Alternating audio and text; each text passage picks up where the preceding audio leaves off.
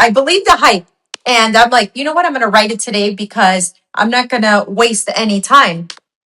I shot the cookbook myself with my own little camera, wrote all the recipes, submitted it. And in 2005, I was named the youngest cookbook author in America.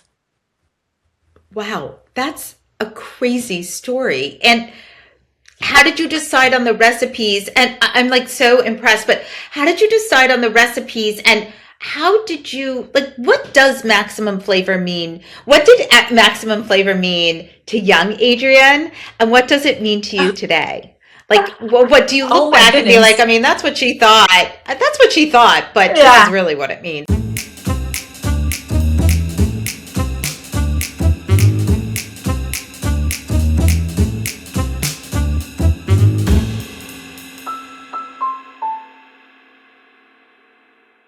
Hey, it's your girl, Nycci Nellis, and welcome to Industry Night. This is a show where we get up close and personal with the people who are really doing it. You know, the chefs, the restaurateurs, the winemakers, the distillers, the ones who are building something worth talking about. Now, we are just starting July here, and June was a big ass month between the James Beard Awards and locally in DC, the Grammys earlier this week.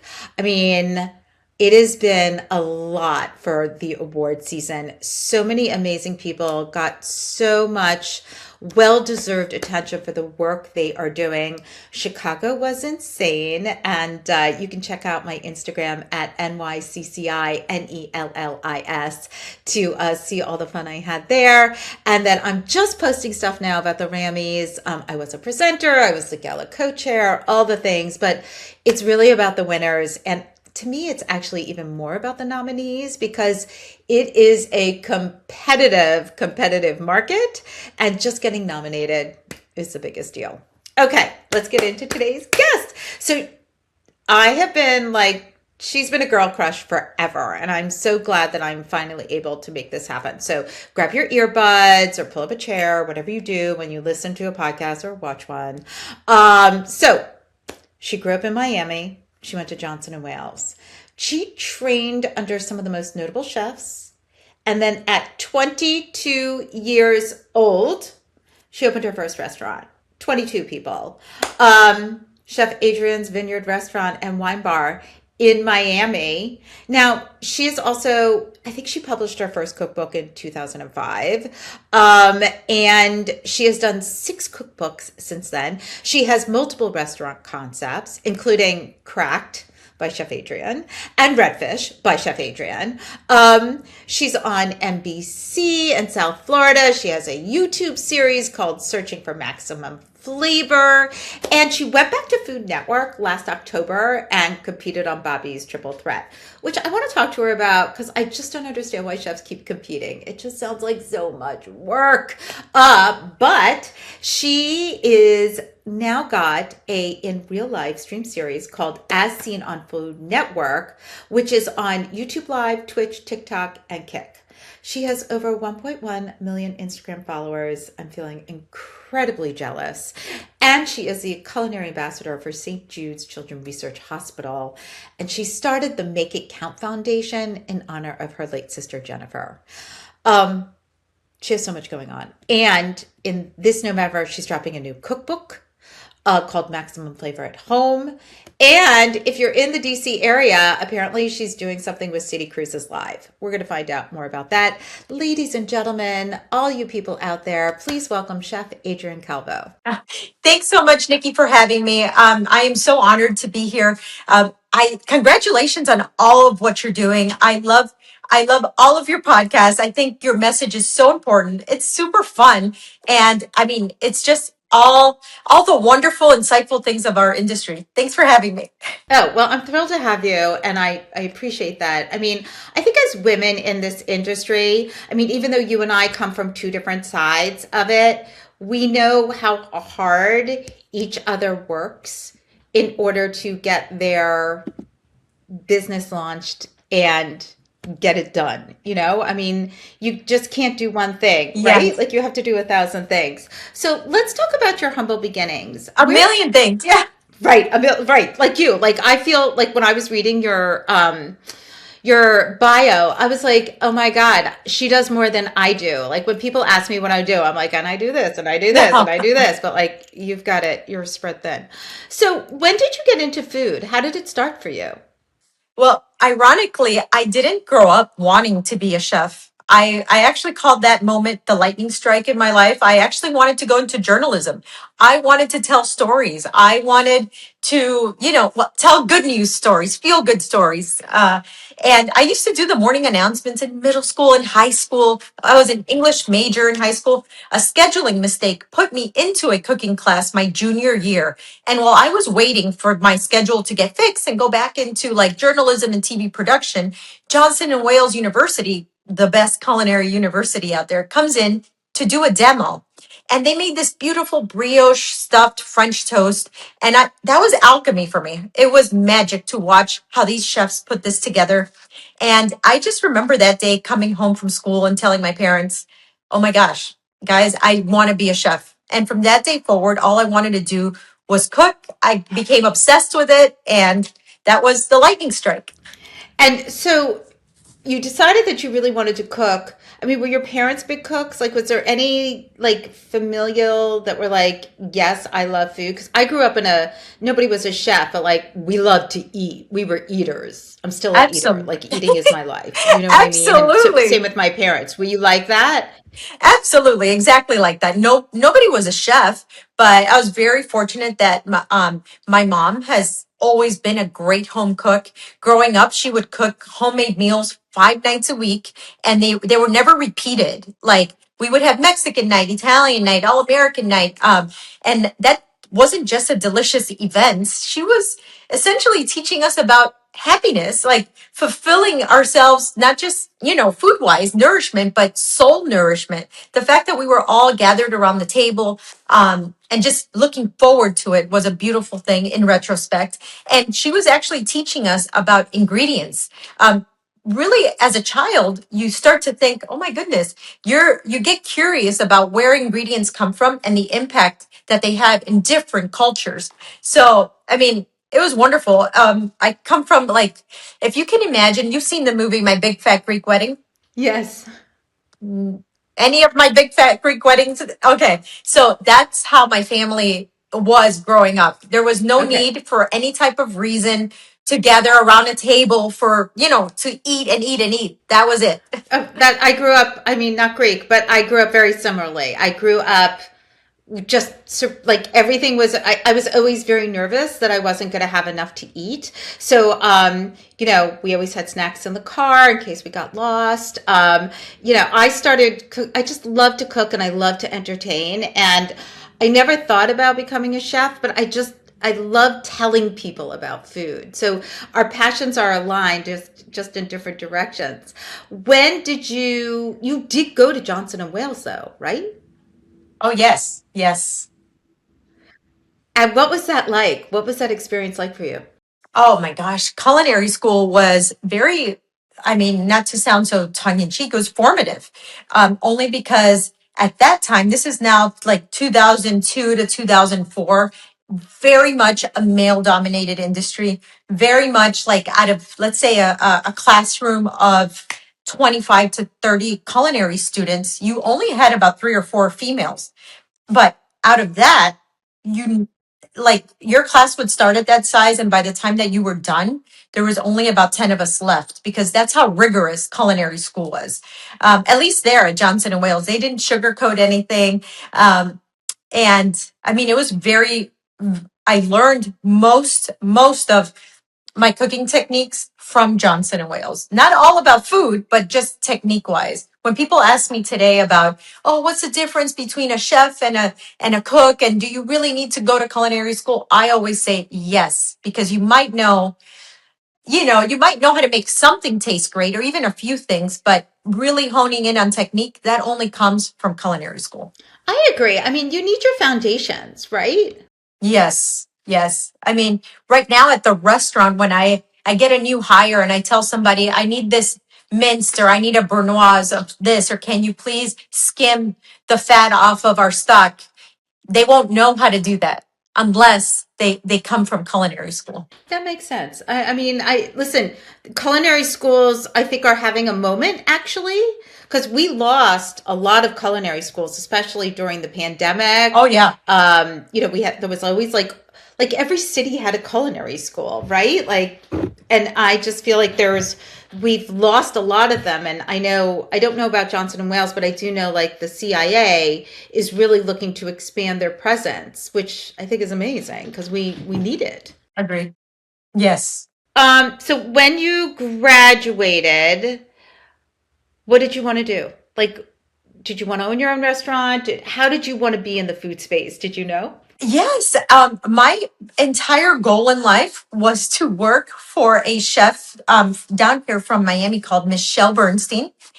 She's a well-known, Oh, sure. yeah, well-known chef. My life's goal was if I could just work for her in any of her like restaurants or endeavors, I'm fine. That's it. That was my goal. But that's not where God took me. Okay. Did you want to work for her because she was a woman chef, Yeah. like, or you were just enamored with what she had done? I loved like everything. Like she was a female chef who had made it. She made a name for herself in the city. Her food was delicious. So I admired her very much. Coming out of culinary school, I thought, okay, wow, this is what success looks like. I agree. I totally get that. But when you came out of culinary school, did you write a cookbook first? Yeah, yes. So going backwards, I actually had scholarships already set up.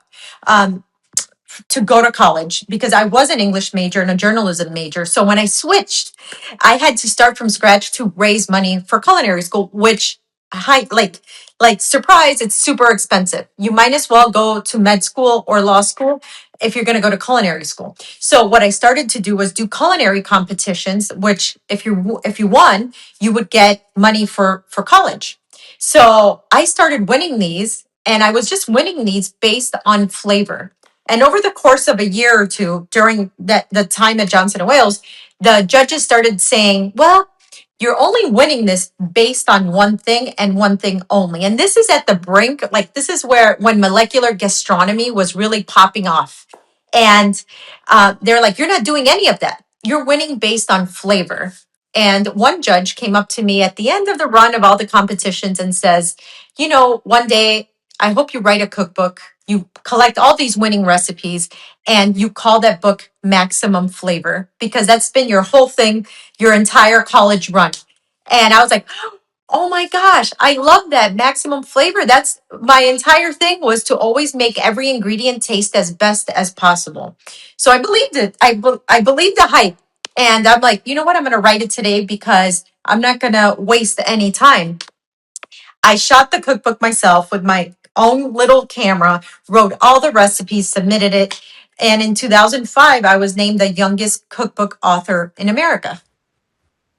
Wow, that's a crazy story. And how did you decide on the recipes? And I'm like so impressed, but how did you decide on the recipes and how did you like what does maximum flavor mean? What did maximum flavor mean to young Adrianne? And what does it mean to you today? Like what do you Oh look my back and be like, goodness. I mean, that's what she thought. That's what she thought, but this is Yeah. really what it means. I mean, you know? Oh. As much as I want to think it's evolved, it hasn't. Maybe the way that I can articulate it has kind of expanded, but it's still the same exact philosophy as 18-year-old me, and now I'm 42. It's the same, which means activating all parts of your palate subtly. And when you do that, when you create a dish that has the right amount of salt, acid, spice, bitter, umami, all of that, it sends endorphins to your brain. And that creates that bliss point that we're all looking for in whatever. It doesn't have to be a fancy chef dish. It could be a bag of chips or ice cream or, I mean, that's why like a lot of great ice cream brands will put a little bit of salt on top as an example, or why the best chocolate chip cookie has that flaky sea salt. That bliss point, that's when those endorphins create that craveable memory where you close your eyes and lean your head back or start thinking about it later on when you're in your office sitting down. And whatever I create, whether it's something small or something big, it's that philosophy. So when people ask me, well, what kind of food do you cook? I don't know. It's just maximum flavor because I approach every single dish that way. And it's never changed. That it's a really interesting philosophy. And like I said in the intro, like that's a brand when people really didn't have brands, and sort Yeah. of the fact that you've been able to take that with you. I mean, what a gift from that person that they gave that to you. Right. And as you took that knowledge, put it into a book, and then had the opportunity to finally open your own restaurant, what did you want to do there, and what were you seeing that, because it was in Miami, right? Like what was Miami needing at that time? So I never planned to open a restaurant and much less at 22. But what happened was that back in the day, you're probably way too young to know who this one is, but Montel Williams was on the air, daytime talk shows. And at that time, people actually saw, bless you, people actually saw cookbooks. And he held up my cookbook. And when back then, when people saw that, they would actually buy the cookbooks. So I sold an incredible amount of copies because Montel Williams held my book in the air and said, "You have to buy this book," and whatnot. So I saved all that money and I thought, well, okay, I did a couple of great internships and stages under really wonderful chefs. I got to do it with Michelle Bernstein, Thomas Keller, Cindy Paulson out of Napa. It was a wonderful ride. So I felt like, okay, I could do this. I put in all my eggs in one basket, which you're never supposed to do. But I was like, I was never meant to have I was never meant to have this money from these cookbook sales. I never counted on that. I never counted on having a cookbook. So I'm going to open my own restaurant. And if it doesn't work, I'll just start over and for example, work for Michelle Bernstein or be a hotel chef or what normal chefs do, but we're going to give it a go. Right. And I opened Chef Adrianne's Vineyard Restaurant and Bar in 2007 after taking a trip to Napa Valley, being inspired by the connection of food and wine over there. And I thought Miami was absolutely missing that. And I said, we're going to create this over here. We're going to do this. And here we are, 20 years later. Isn't that amazing? And you have how many restaurants now? Oh, now it's just the flagship, which is Chef Adrianne's Sorry, right now. Chef It's Adrian's. just Chef Adrianne's Okay. right now, currently. And is that like, what have you seen as the pendulum swings? Like, first of all, I think about Miami like 20 years ago and how different the scene was there and how it's changed. And the sort of the changing tastes, right? And what people want. How do you stay on top of that when it comes to being a chef? I mean, I see what's happening, like, up in New York or in LA or in DC, or I was just in Chicago. I haven't been to Miami in a minute. So how are you able, like, to keep your finger on the pulse of what that consumer wants? Well, I do like, first of all, my restaurant is not in a trendy hotspot. And being in a trendy hotspot, that's a scary place to be because people have about 3 seconds of attention.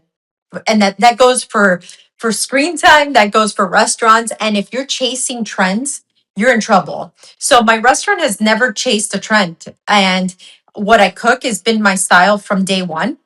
And I just kind of, data is the most important thing in restaurants. Numbers don't lie. So at the pace that my customers want my food or the certain dishes, that's how I create the dishes. So if they're leaning towards more this, let's say, sweet and spicy flavors, I'm going to create more of that. And so I feed more of what they're engaging with, what they want. And because we're a chef driven restaurant, it's very easy to, and I'm very connected to it. So as they ask of me, I produce. It's not, I'm not just there going on, let's say, TikTok and finding out what's trendy or looking up the hottest restaurants in New York and see what they do. I stay in my lane and I'm, again, I'm hoping that I stay focused on what my guests have come to love for over 20 years now and continue feeding them that. It's That like makes Chanel, sense. like I mean, fashion. What's Timeless. Right. Like what's great is timeless, you know? I could not agree with that more. I mean, it's always great to see the fancy new sparkly thing on the block, but you want things that are really yummy and good and that And are good. going to Yeah. be worth it. Right. Correct. All right. So when did Food Network get into play? When did that become a part of Oh, your brand? um, Food Network came into play over the course of many years, which is, I'm very grateful to Food Network because it's helped me build an audience that's outside of Miami. They came on very early in my career, which really helped with like my restaurant and exposure.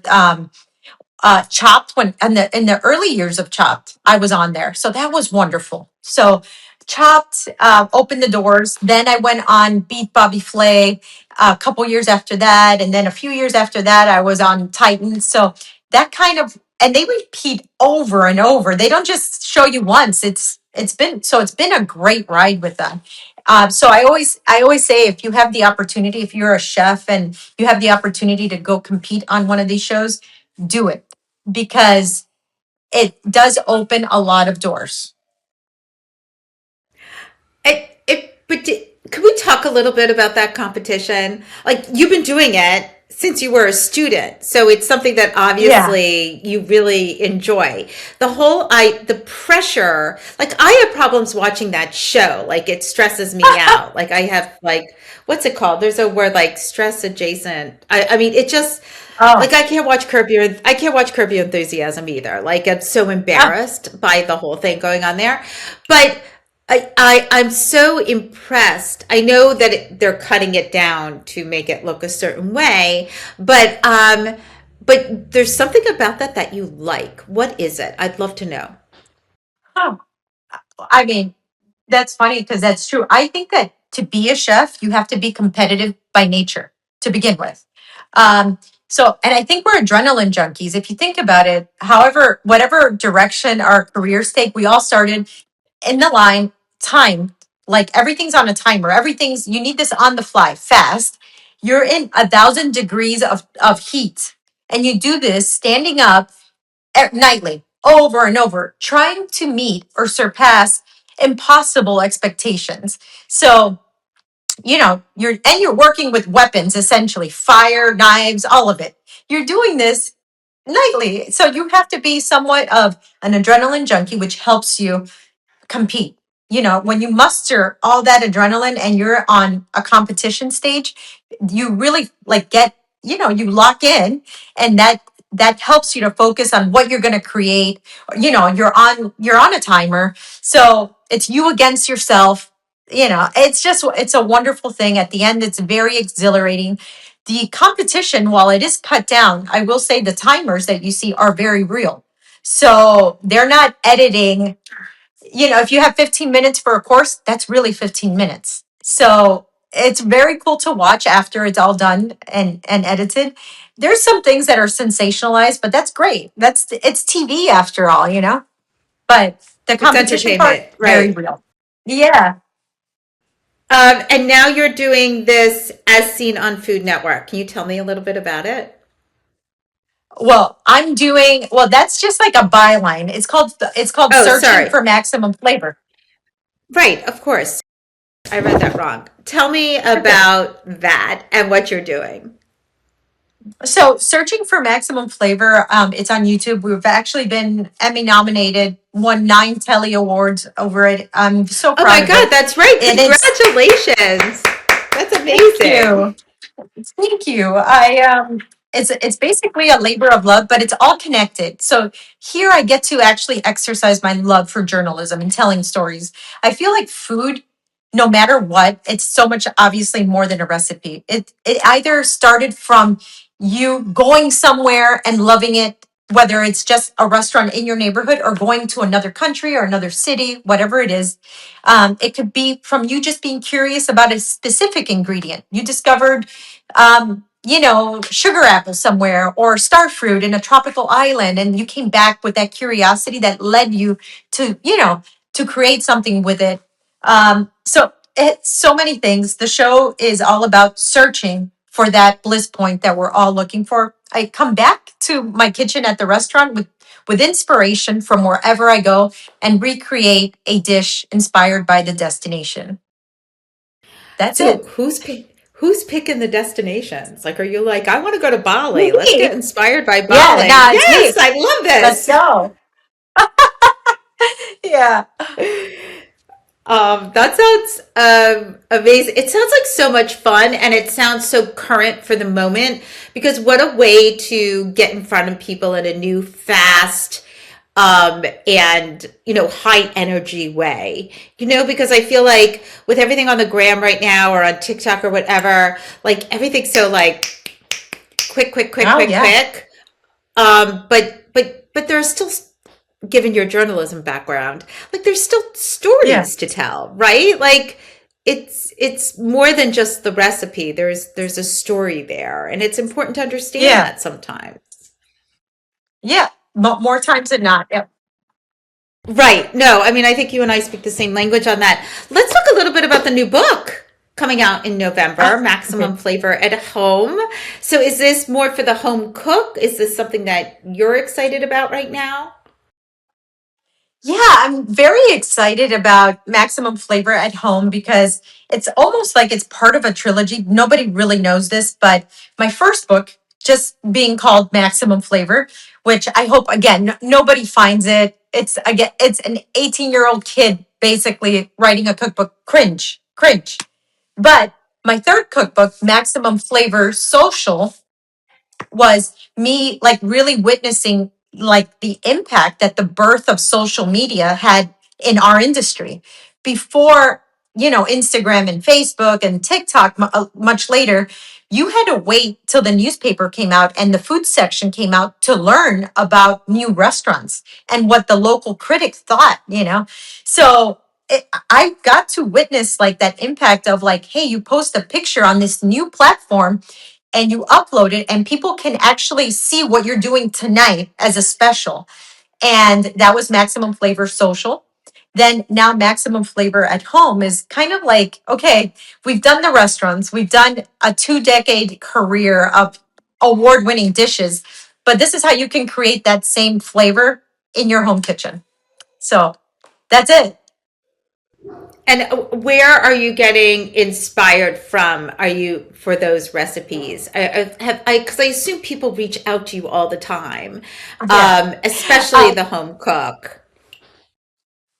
Yeah, and those recipes are recipes that have come from either the restaurant or travels or reactions, like you say, from followers. And I'm like, okay, I get it. This is a recipe that, if you're making it at a restaurant, this is how I can simplify it, get that same flavor, that same impact for the guest or for the just the home cook.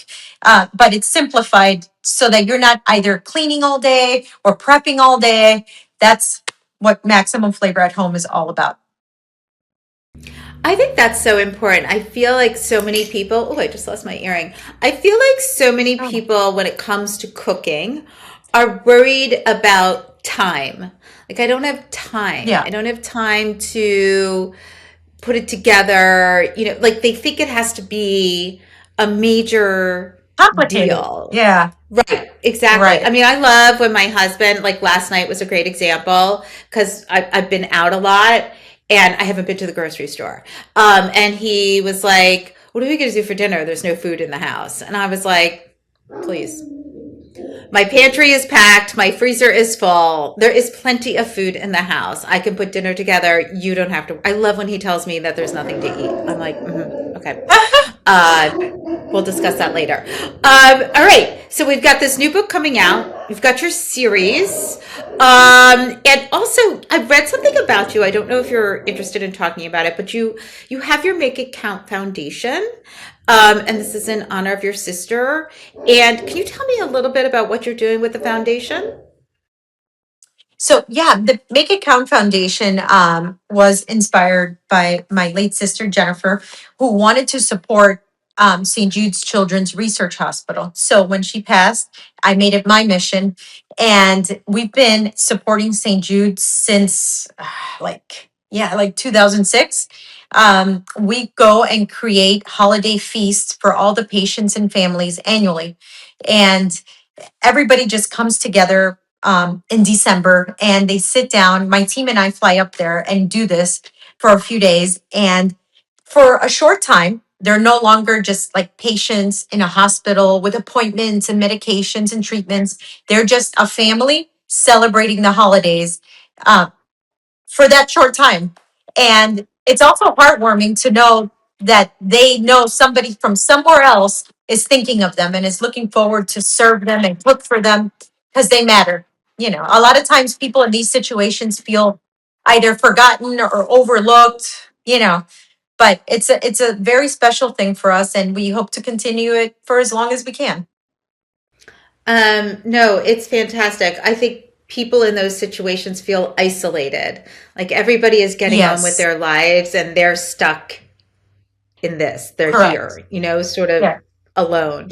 It's a beautiful thing.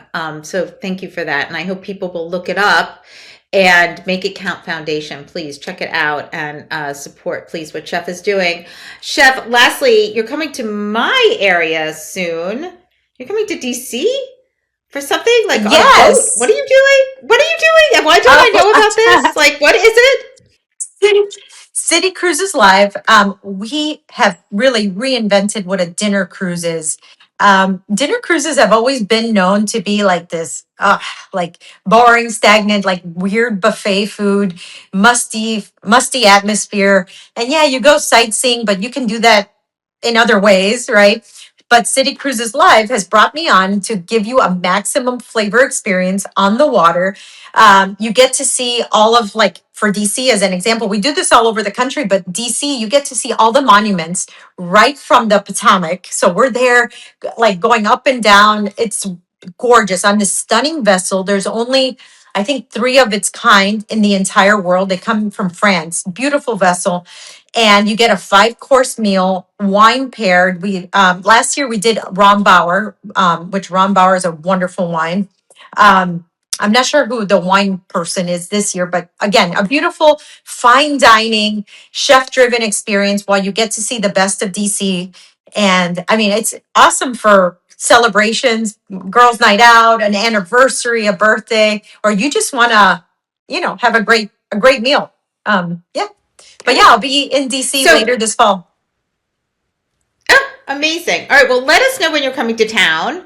If we can bring you on our other show in person, that would be so much fun. And we'll Oh, make that'd be sure awesome. to get, yeah, that would be great. We'll make sure to get that information on the calendar on the website so that everybody has it.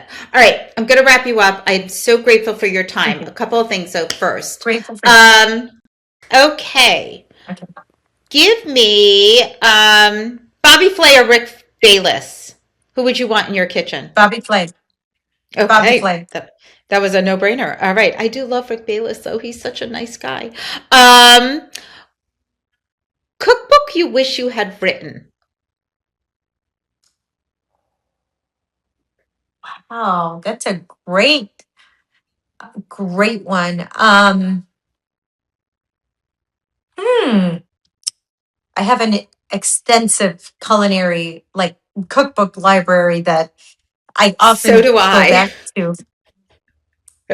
Rick Moon's, like, Essentials of Seafood, believe it or not. Mm. Ooh, that's a good one. One of It's my really favorites. like about fundamentals. Oh, So, no, no, no. Go ahead. no, I was just saying that Rick Moon's, like the way that he like teaches about fish and seafood, it's very, very specific. And it's not just a cookbook for entertainment purposes. It's really like almost like going to culinary school. Mm. Yes, I totally get that.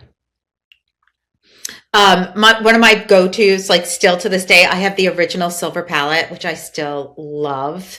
And Wow. I still have Cuisine Rapide, which Pierre Farnay. I mean, it holds. It's really good. Yeah. Uh, Yeah. okay, last one for you. Maximum flavor in 3 words. Ooh, vibrant, intentional, and unforgettable. Mhm. Wait, say the first one again. Vibrant. Okay, this is great.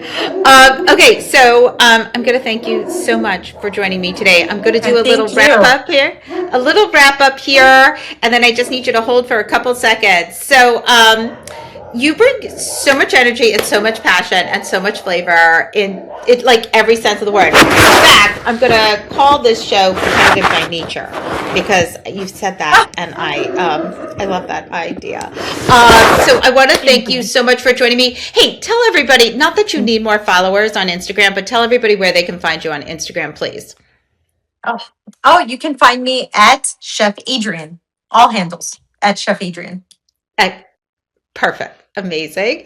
And she'll be on City Cruises Live. You do not want to miss it. And she's got her new cookbook coming out. So I want to thank Chef so much for joining me quickly today. And thank you for joining me on Industry Night. You know, you can find me at NYCCINELLIS on all the platforms. Of course, you're listening to this on the pod, but don't forget you can see it on YouTube. And don't forget to check out the listareyounit.com, the online e-zine that tells you everything happening in the DMV. And Foodie and the Beast, 18 years on air. There's a reason for it because we have so much fun and we always talk to some of the best in the industry. So once again, everyone, thanks so much for joining me today. Be safe out there and have a delicious week.